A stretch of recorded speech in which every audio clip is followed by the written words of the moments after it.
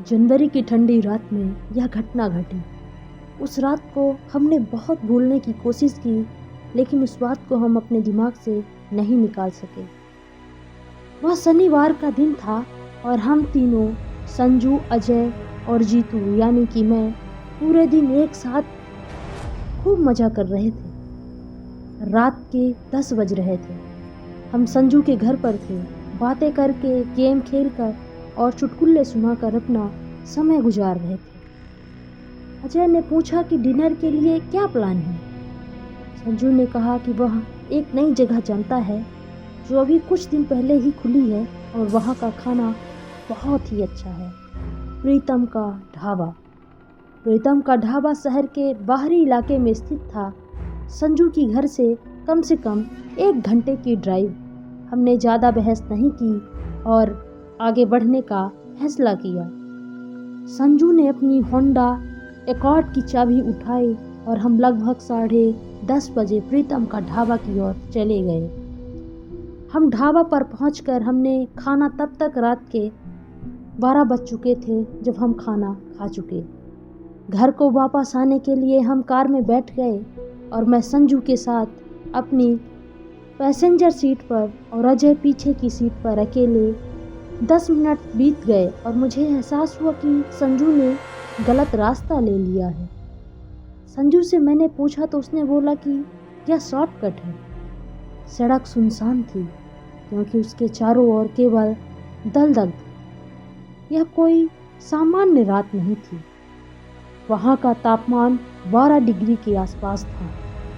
यह सड़क बहुत लंबी लग रही थी, खत्म ही नहीं हो रही थी। हम बस उस रास्ते पे पिछले 15 से 20 मिनट से चले जा रहे थे और किसी कारण से मुझे अंदर से डर लग रहा था।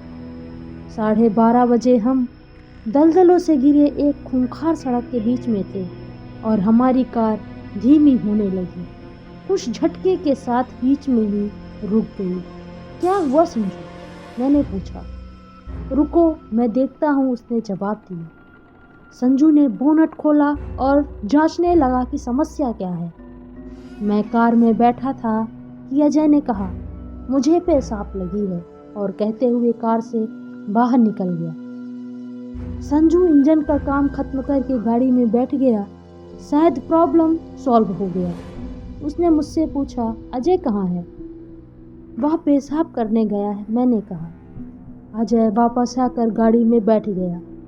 इतना टाइम भाई पेशाब कर रहे थे कि बना रहे थे दोस्त? मैंने अजय से पूछा। उसने कोई जवाब नहीं दिया। संजू अपने हाथ पोंछते हुए पीछे मुड़कर अजय से वही सवाल किया जो मैंने किया था। संजू तुरंत पीछे हट गया और कुछ सेकंड के लिए एकदम जम सा गया। मैंने संजू को देखा और पूछा, क्या हुआ, क्या बात है? उसने कोई प्रतिक्रिया नहीं मिलने के कारण मैंने भी अजय की तरफ देखा तो मेरे जो ठीक पीछे बैठा था कि समस्या क्या है। अजय ने घोर घृणा के साथ गुस्से से भरी आंखों से मुझे घूर कर देखा। उसने नाक चढ़ाते हुए, उसके बाल पूरे उलझे हुए और वो मुझे और भी डरा रहे थे।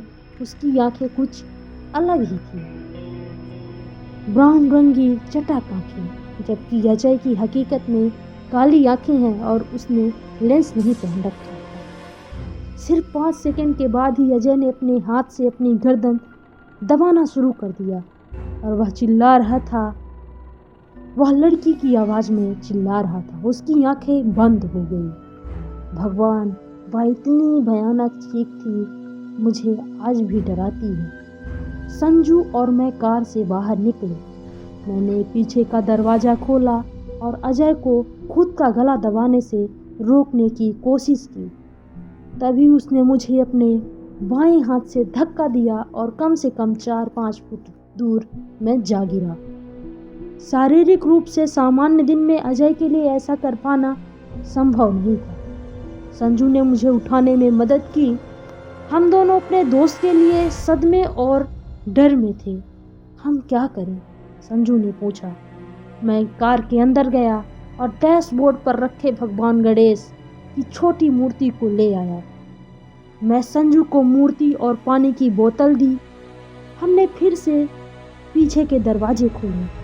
अजय अब भी खुद का गला दबा रहा था। मैंने हनुमान चालीसा का पाठ करना शुरू किया। इस बार उसकी गर्दन से हाथ को खींचकर थाम लिया। संजू ने उसी समय गणेश जी की मूर्ति को अजय की जेब में रख दिया और उसके चेहरे पर पानी डाल दिया। नहीं मालूम कैसे, लेकिन उसने अपना काम कर दिया। अजय शांत होने लगा और आखिरकार बेहोश हो गया।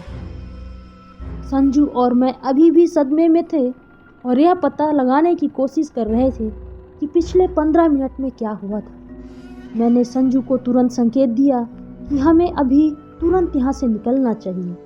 हम संजू के घर गए और अजय को उसके बेडरूम में ले गए। हम उसके बगल में बैठ गए। वह सुबह 7 बजे उठा और हमारी तरफ देखा और पूछा, क्या हुआ? मैं यहाँ संजू के घर में क्यों हूँ और तुम लोग मुझे ऐसे क्यों घूर रहे हो? कुछ नहीं, तुम बस कार में ही सो गए और हम तुम्हें यहाँ ले आए, मैंने घबराई मुस्कुराहट के साथ उत्तर दिया। बाद में हमें उससे घर पर छोड़ दिया और उसके पिता को सारी घटना बताई। हमने कुछ दिनों तक उसका ध्यान रखा।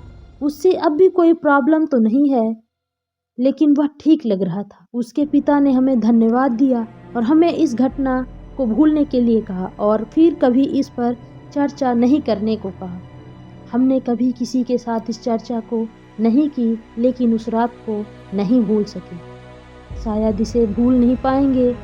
यह एक ऐसी रात थी जब हमने अपने दोस्त को लगभग खो ही दिया था। आपको स्टोरी कैसी लगी हमें कमेंट सेक्शन में ज़रूर बताएं और अगर वीडियो अच्छी लगी हो तो लाइक करें, कमेंट करें और शेयर ज़रूर करें। हमारे चैनल को सब्सक्राइब करके बेल आइकन को भी प्रेस कर लें। मिलते हैं एक नई हॉरर स्टोरी के साथ नेक्स्ट वीडियो में।